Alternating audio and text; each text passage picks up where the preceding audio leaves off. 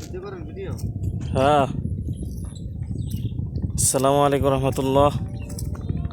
আপনারা দেখতেছেন দৌলত খান চরফাতা কাজিরহাট থেকে।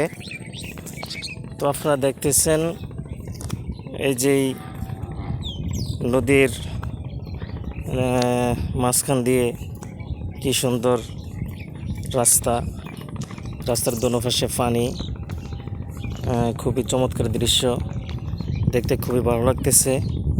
চতুর্দিকে পানি, এগুলা জোয়ারের পানি, জোয়ার বাটার পানি, এগুলা এখন বাটা পড়ছে, এখন পানি নেমে যাইতেছে।